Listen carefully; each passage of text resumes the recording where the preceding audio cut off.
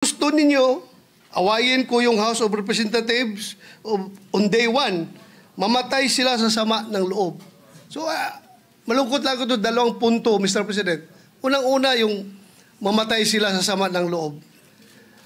Kami, Mr. President, hindi mo po kami mapatay sa sama ng loob dahil hindi na po masama ang loob namin dahil tanggap na namin na kami ang minority. Ang kinasama lang ng loob namin is bakit kailangan pang patayin kami sa sama ng loob? Hindi na po masama ang loob. Mr. President, since nabanggit mo na lang rin lang na yung pagpangalaga sa lahat ng miyembro ng Senado ay isang tungkulin ng Senate President. I just would like to bring to the attention of the Senate President. I came across with the news. Now, when the Senate President was asked by a certain Christian Esguerra regarding the minority taking up the question about the custody of Bryce Hernandez.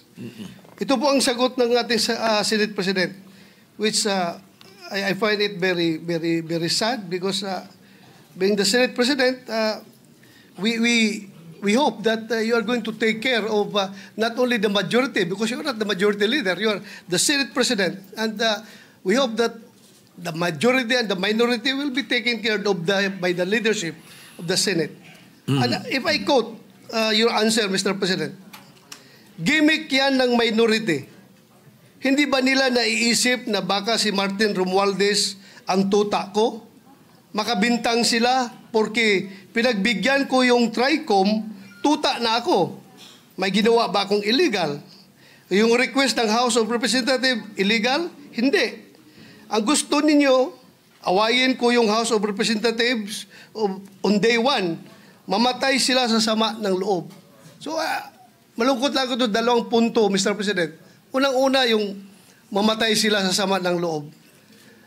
Kami, Mr. President, hindi mo po kami mapatay sa sama ng loob dahil hindi na po masama ang loob namin dahil tanggap na namin na kami ang minority. Ang kinasama lang ng loob namin is bakit kailangan pang patayin kami sa sama ng loob? Hindi na po masama ang loob namin. Tanggap na namin na kami minority. At pangalawang punto, Mr. President, gimmick lang ng minority yan. Ang Senado po, hindi po ito noon-time TV show na puro gimmick ang ating tinitikap dito. Kami po ay nag-raise dito ng legitimate issues which requires legitimate attention.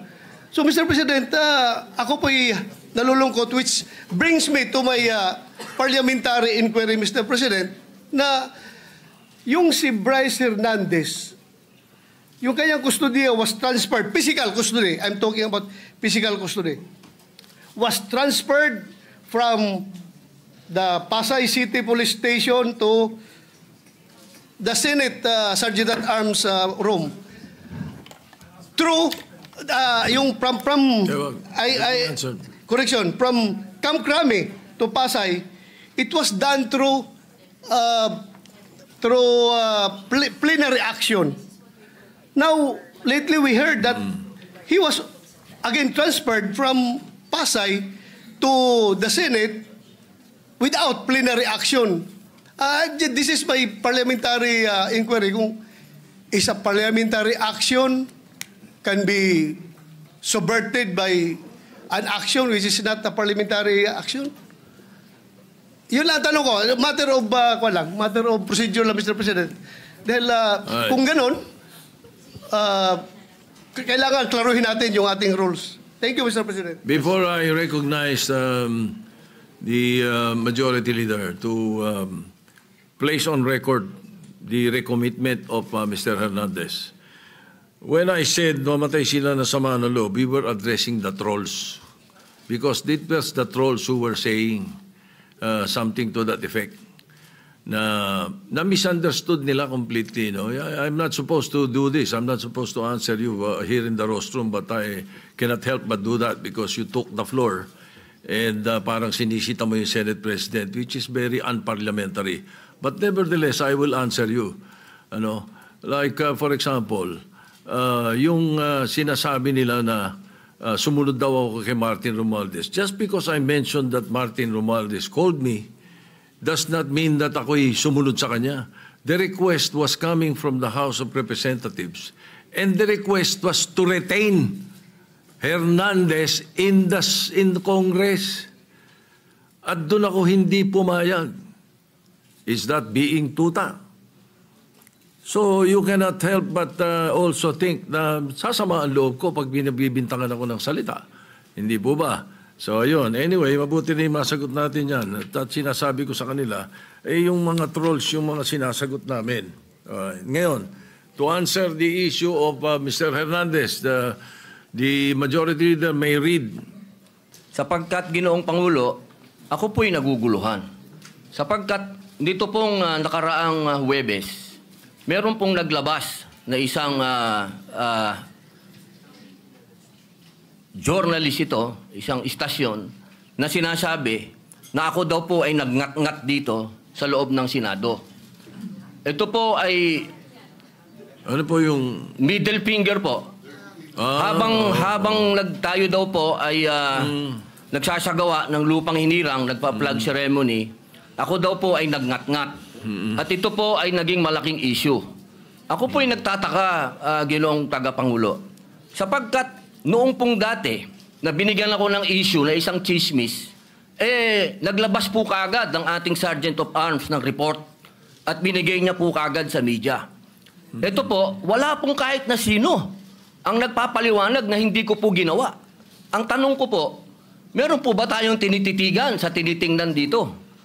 Kasi napakabigat po ng akusasyon na ito sa harapan po ng ating bandila. Ako po yung magngangat-ngat. At gusto ko pong ipaalam sa ating mga kasama, kung politika lang, handa po ako mag-resign. Pero pagka religion ko po ang pinag-usapan, kahit sino sa inyo, kung ano gusto nyo, wala pong problema. Pero wag pong religion ko. Hinihingi ko po, wag pong religion ko, mahal na tagapangulo. Dahil ito po'y malaking kabastusan sa amin. Ito po, ang sinisip na ko po, ito po'y nag-iisang Diyos. Dito po nakasalalay ang aming pananampalataya. Handa po kaming magpakamatay para dito. Sana po wag pong gamitin ito para siraan ako. Dahil sinasabi ko po, mahal na tagapangulo, kung gusto niyo ako mag-resign, ngayon na, kung gusto ninyo. Wag niyo akong siraan. Yun lamang po. Maraming salamat po. Tama po kayo, pero ngunit ang inyo pong lingkod bilang Pangulo, nung nakita ko po yan, ang sinabi ko sa kanila, tingnan muna nila yung mga litrato sapagkat nagpakita ng ibang litrato na kayo ay ang pintuturo ang nakataas at may eksplanasyon na ito ay isang religious practice kapag kayo ay nagsasampalataya sa bandila. Baka lang hindi nakarating sa inyo yung explanation na sinabi ko. Kaya ipagpatawad nyo na kung ang Sergeant at Arms, so ang mga journalist natin ay hindi nila napansin yan. Ngunit ako mismo, nung tinanong nila, sinabi ko na tingnan nila. Merong mga pinakitang litrato ninyo sa kabilang side na malinaw na hintuturo ang inyong pinapakita. Opo, Kaya patawarin nyo na silang ng mga nagkamali at medyo natanga ang pananaw.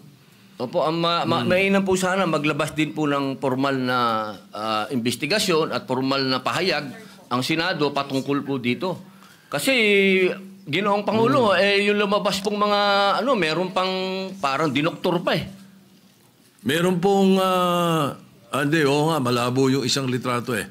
Meron pong nilabas sa apology ang Rappler Opo. sa inyo. Opo. Na ito ay mali ang pagkakasabi nila na kayo ay merong ginawang, tawag niyo po, ingat-ngat. Opo. Alam niyo po, Ginoong Pangulo. Humingi ng tawad sa inyo. Ayan Opo, pero napakainam po kung manggagaling po sa Senado sapagkat marami naman pong camera dito ang magsasabi na hindi ko po ginawa yan. Hindi ko po magagawa yan. Tama. Napakalaking pambabastos po niyan. Hindi ko po magagawa, Ginoong Pangulo. Ako na mismo bilang bilang Senate President o tagapangulo ninyo, ako na nagsasabi na hindi ninyo ginawa yan. At tama yung mag-apologize sila sapagkat mali ang pinakita nila. Patawarin nyo na sila. Meron pang isa, merong naglabas din ng isang fake news na meron daw kumakanta rito ng Bayang Magiliw na pababoy.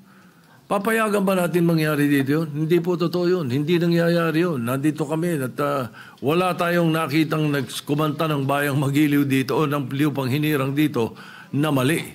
Kaya dapat nag-iingat ang ating mga netizens. Na ibang napakahusay ng mga netizens natin kung tutuusin Pero may mga ilan nakakasingit talaga ng mga fake news na ganyan. Siguro masyado lang kayong popular kaya kayo pinag-initan. Maraming salamat po, Ginoong Pangulo. Wala po nga naman.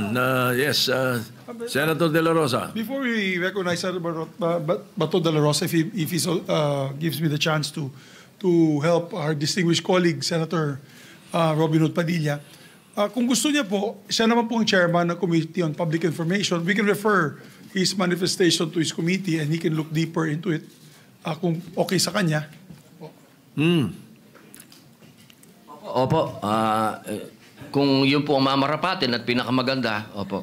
Maraming salamat po, opo, Pinuno Mayorya. All right, so Well, any at least- objections? Yes, kasi Mr. President, he can also invite PRIB because the PRIB of the Senate, pag may mga ganyan, pag lumabas ka agad, pwedeng i-counter ng PRIB. Hindi na maghihintay po si Senator Robin Hood Padilla na yung staff pa niya magka-counter. Pwede nang i-counter agad kasi mayroon ng mga record ang PRIB, Your Honor. So, if it's okay with the good chairman of the Committee on Public Information, then I so move, Mr. Chairman, that we refer his speech to his committee. All right, any objection? Chair hears none. The speech or the manifestation of the senator from Mindanao be referred to the Committee on Public Information and Mass Media. Senator